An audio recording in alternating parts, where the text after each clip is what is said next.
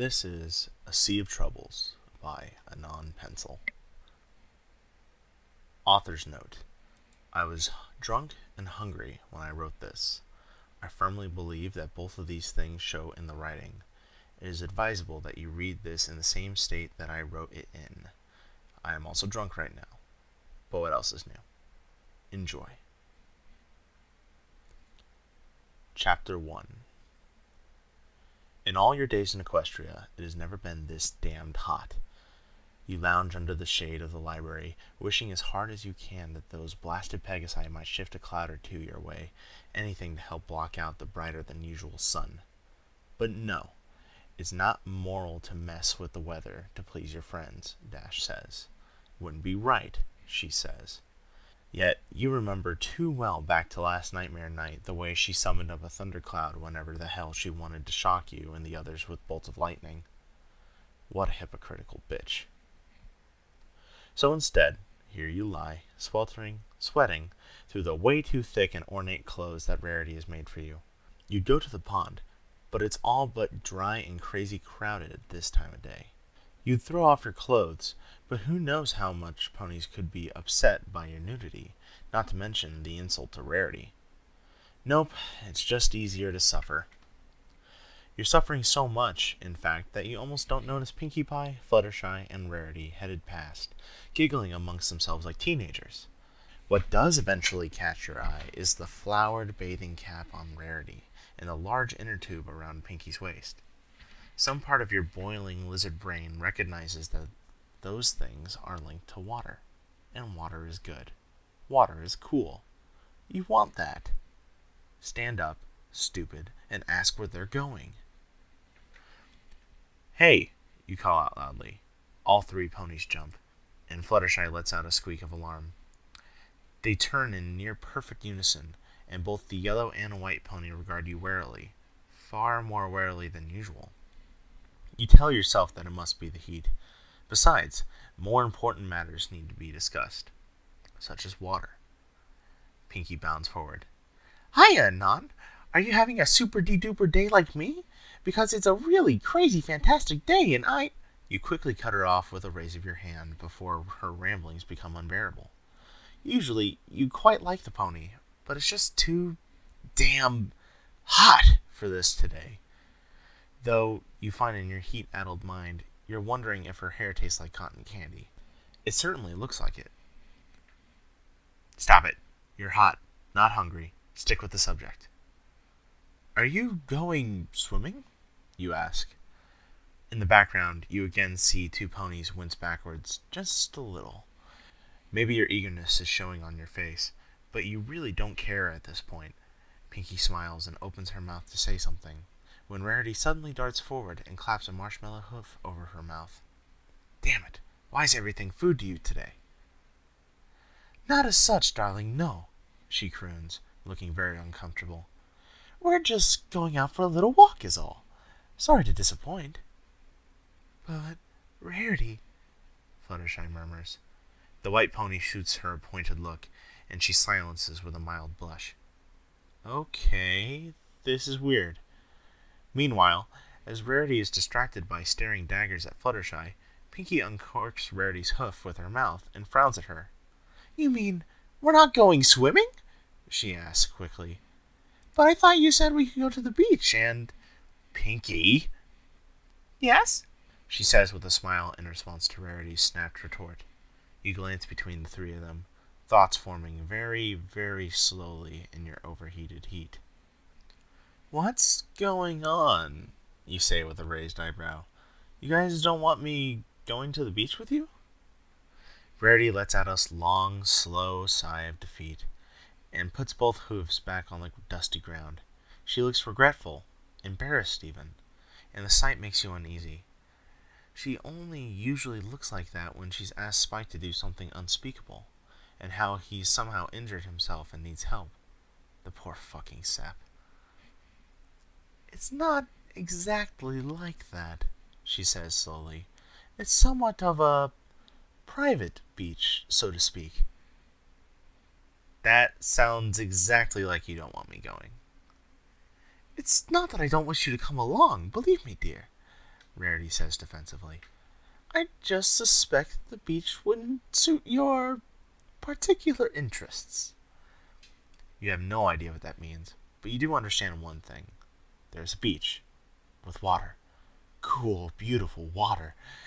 And at this point, you've made up your mind that you're going, one way or another. I see, you say with a glare.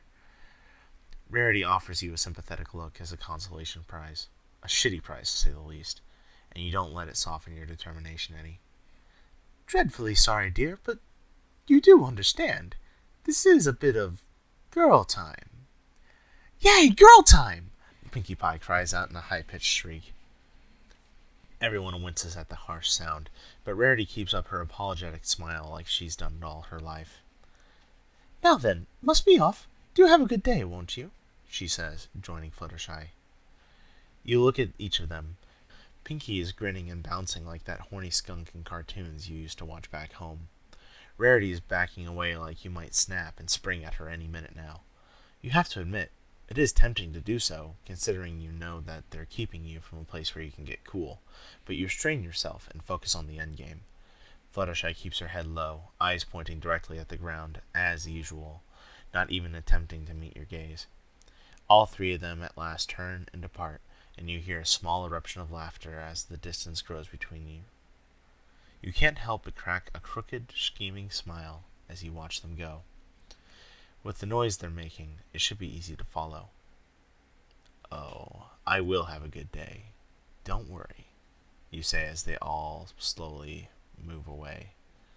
It's going to be a good day come hell or high water. It seems like you walk for miles behind them, carefully ducking and crouching behind bushes and trees, before you even begin to smell the soft, wafting perfume of ocean spray. But when it does hit you, it's more intoxicating than any sort of food, woman, or flower you've ever smelled. It takes all the effort you have not to rush past them and throw yourself into the sea. But you can't see the waves yet. There could be a trick to it, some special way of getting there, especially if it's a secret beach. This place is full of weird logic and tricks and rules like that, so you can't blow your cover now. You bite your tongue and order your brain to be patient. Still, it's hard to do that while that particular organ is boiling in its own juices like your skull is a stew pot. You can hear the girls chatting and giggling with each other, and even Fluttershy looks a little more upbeat than usual. This place must really be something special. As you slip between a large ash tree and a smaller, bright green bush, you spot a sign ahead to the side of the trail. You squint your eyes at it, trying to make out the small black text under the much larger red header that says, Danger! As you're able to dart a little closer, you're able to see what it says in full. Danger. Sea ponies. Do not enter. The girls, of course, walk right past as if they hardly even see the sign. Or perhaps don't care. That's strange. You would think that Fluttershy would be more nervous about anything labeled dangerous. And what in the actual fuck are sea ponies?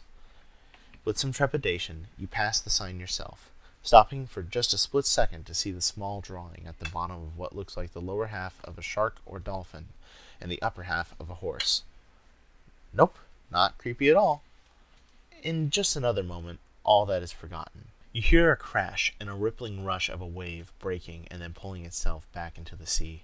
You feel a cold breeze against your cheek, like a caress or a beckoning kiss. And you see the hills fall away to reveal a horizon lined in blue. The ocean. You've never felt more aquatic in your entire life. You're not sure how long you stand, peering out from behind a tree, just admiring the view before your body again reminds you how hot you are and urges you forward. Just a little further now, and you can be cool. You find yourself almost running, picking your way down the sandy path easily, though the girls are no longer in sight to guide you. You come around a bend in a sand dune, and suddenly, you stop. Well, you found the girls, and not a moment too soon, 'cause they're in pretty deep shit. Water. Something deep. Whatever. Before you, in the expanse of blue and white accents, the sun makes silver and gold ripplings that dance across the ocean's surface. Among those masses of shining and metallic colors, 3 small dots of canary yellow, pink, and white thrash to and fro. Splashes erupt around them as their hooves rise and fall in frantic paddling motions, and their heads toss like waves. It takes a moment to click in your head what's going on here, and when it does, you're still unable to force yourself to move for quite a few moments afterwards. Dear God, they're drowning. No clue how or why, but they're drowning. Even with the sun beating down on you, you feel yourself go cold. Even with the sun beating down on you, you feel yourself go cold all over as color drains from your face. You have to do something, you realize. You have to help. Have to save them. And then you're running, sprinting down to the beach, already tearing off your shirt and focusing on the pony closest to you, Fluttershy. As you draw near the water's edge, you can now hear their frantic, panicked cries and see the flush in their cheeks from the effort it takes to keep afloat. For fuck's sake, why would they go swimming if they were so fucking bad at this? You never understood pony logic, and you suspect their brains are really made out of candy or some other sugary confection, and rot or melt periodically. Damn it. Food again? Come on, Anon. There are lives at stake here. Think. You reach the water, and as your foot first plunges into the frothy tide as it ebbs away from the shore, you feel a shock from the ball of your foot all the way back up your calf and thigh. Sweet technicolor pony vagina. That feels amazing. No time. Enjoy it later. Be Captain Hot Dog Hero now. And what did I just fucking say? Stop thinking about food. All your time spent in swim classes comes back to you in a flash as you spring forward and submerge yourself up to your neck in salty spray. You remember how to paddle while holding someone, how to float with them. You wonder if it's any different because ponies are shaped so weird. But no time to think about that. You see Fluttershy bobbing up and down on the waves just a short distance away. Somehow, none of them seem to have noticed you yet, and none are actually calling for help. Mostly, they just seem to be screaming or crying out like they're in pain, and gasping for air and giggling? You hear Pinky let out a sudden giggle snort across the waves from you. Hey, that tickles! You manage to make out between arm strokes and water lapping about your ears. Okay, weird. Yes, but you hardly give pause. If anyone would be laughing while drowning, it would be Pinky, after all. You're almost within arm's reach of Fluttershy now. You can do it! You can save her! The water churns white around her with her frenzied splashes, and you see her throw her head back and emit a high-pitched squeal of anguish. Fluttershy, I've got you! You scream out as you reach for her. It's okay, I'm here! Her head snaps around to face you like she's been possessed. Her eyes go wide with terror, and her movements slow. You can see how red her face is with effort, how frightened she looks, how exhausted she must be by now. You're about to be her goddamn knight in shining armor. Who knows? Might even get you laid. You reach out to grab one hoof of hers and pull her sharply to you, wrapping both arms around her in a quick hug of comfort. You can feel her panting against your chest, feel her trembling all over. The poor thing. Then you pull her away to go wrap your arm around her chest to swim her to safety before you go after the others and... Wait, why is she pushing you away? You look down at her, bewildered, as the yellow little pony shakes her head in disbelief and shoves you back, suddenly able to swim quite well all on her own. What the shit is this? Fluttershy? You stammer. She keeps shaking her head, but speaks in a breathless, squeaking little whisper. You shouldn't be here, Anon, she says. She looks like she's about to say something else, but she shuts her mouth and goes silent. What does she mean, you shouldn't be here? You're saving their lives, for fuck's sake. Except you're not. Seeming to hear the confusion, Rarity has swum over too, again, effortlessly, as if she wasn't just drowning, and stares at you with the same fear and distress you've seen in Fluttershy. It seems none of them are in any swimming distress at all, and you feel the heroic strength and inclination flow out of you instantly. Anon! What? Hey, me first, you snap as you tread water. What the shit is going on here? I thought you were drowning. Anon, you need to go now. Rarity barks at you in a very unladylike way. What in the hell? There was more to that sentence, but Rarity's warning has come too late, and you feel yourself dragged sharply downwards by the ankle. You have time to take one large, lung-filling breath of air before your head drops below the surface and water closes above you in one seamless, undulating ceiling. It takes only a second for your eyes to adjust to the swirling underwater environment, but as you do, you spot what it is dragging you down and down, and it's all you can do not to gasp out your breath of air in shock and terror. Below you is what looks sort of like a pony, except it's not a pony. Below the seaweed-like mane and strangely fish-like eyes, you can see the undulating movement of a tail. Except this is no carefree, flicking ponytail. This looks like that of a dolphin, only more brightly colored and a little shorter. Are these the fucking sea ponies from the sign? You suddenly remember how that sign started with the word danger. Shit. The pony continues to drag you down, and suddenly you spot others like it, of varying colors and sizes, and they're all watching you very intently. What the shit is all this? Suddenly, through the rush of bubbles in your ears and the rush of the ocean around you, you hear one of the creatures speak. An intruder? He asks simply, very clearly for being underwater. The one dragging you down by the ankle nods. You feel a rumble of displeasure from the masses through the water around you. He seems to be male. Here to bother our ladies, I assume. His ladies? These things are here to hurt Fluttershy, Rarity, and Pinky. You feel a swell of anger in your throat. Or maybe that's just lack of oxygen. Fuck, how long have you not been breathing? Too long. Your lungs are beginning to burn. Let us ask him, one says. Without warning, a male pony plants a full lips and tongue kiss on your mouth. Besides being indignant, you can't help but feeling your stomach lurch at the disgusting, unappetizing, old tuna-like taste of the sea pony's saliva. At first, you flail your arms, arcing to try and land a punch at this fresh son of a bitch. But then you stop. Sweet, sweet oxygen. He's giving you air. You breathe in deeply against his mouth, and as he moves away, your lungs at last stop screaming. Now it's your brain screaming that you were just Frenched by an equestrian man-fish thing, and that on some need-to-breathe-before-you-die level, you liked it. So, the biggest and most colorful pony, a shade of red tinged with blue like a fighting fish, says, "Are you here to disturb our women?" Like an idiot, you try to speak, and much of the fresh breath that you've just been given rushes out in a mass of unintelligible bubbles. Good job!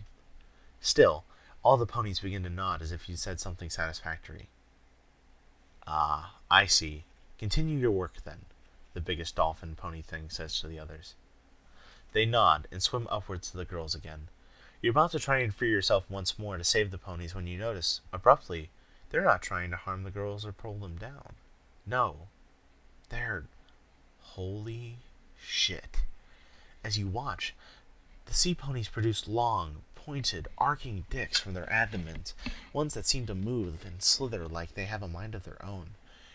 With simple, undulating motions from their tails, they position themselves under and behind the ponies above, and begin inserting their thin, winding cocks into your friends' pussies and asses as they see fit.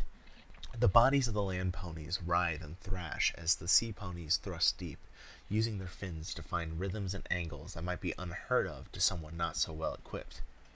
Everything kind of clicks then, all at once. They haven't been coming to here to swim at all.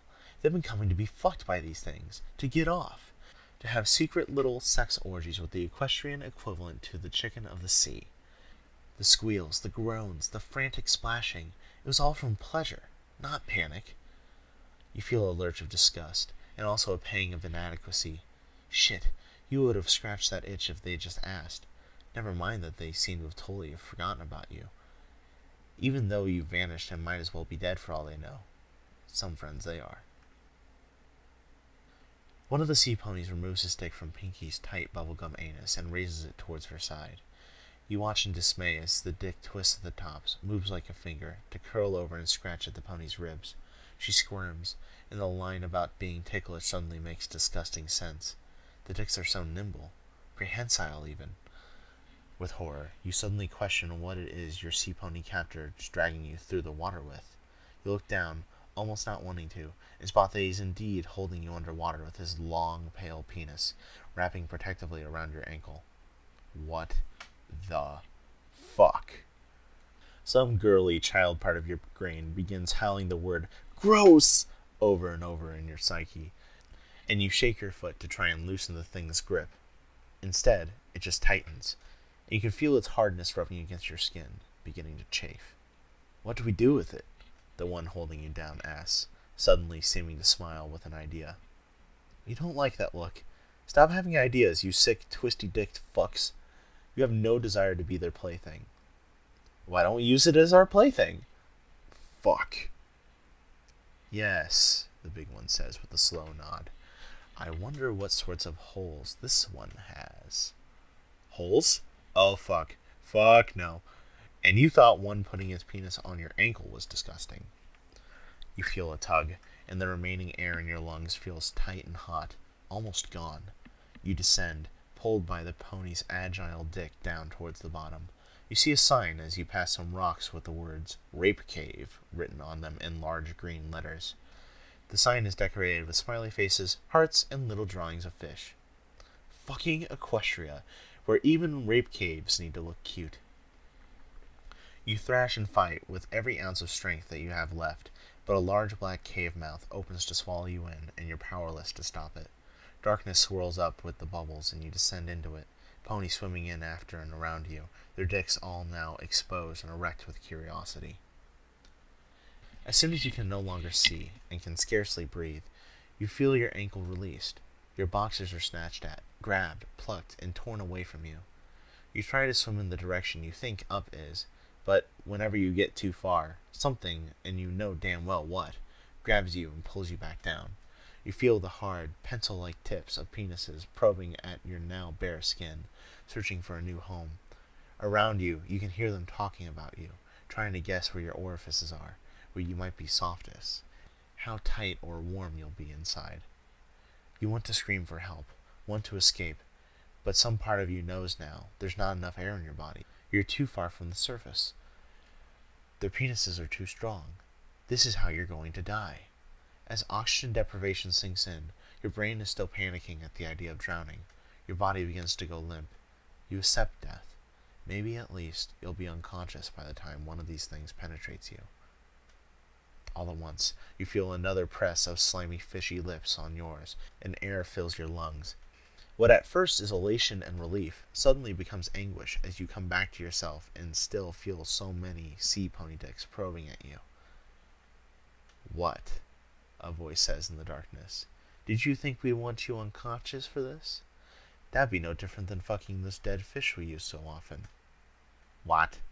You can't have heard that right. But that doesn't matter now. There's so many pressing things to deal with. Namely fish penises pressing against all of you all at once. You begin to thrash again, but now you feel dexterous dicks lash out to hold your hands and legs apart. One even winds into your hair to hold your head up. You try to see through the darkness, but there's nothing there. Just you, naked, darkness, and a ton of erect penises ready to find somewhere to relieve their daily swimming stresses. You scream out the breath the pony gave you as something slithers like a hard, slick snake up into your ass, and you hear the ponies laugh as they begin fucking you. Fluttershy, Rarity, and Pinky find you on the shore, hours later. You're sitting, naked, wrapped only in a small shred of what was once your shirt. You're shaking all over, staring at the sand like it may contain some of the answers you now seek, and your body is covered in bruises and patches of thick sea pony slime that has begun to harden into a crusty substance. A stain of blood coats the sand under where you're sitting, mixing pink with the foam of the tide as it washes in and out. Rarity looks you over with some concern, and steps forward tentatively. Are you all right, Anon? You turn to look at her, knowing there is no longer any life or soul in your eyes. She stares back at you, seeming to see that you are already dead inside, then steps back away from you. I just hope you've learned from this experience, she says softly. Say what, bitch?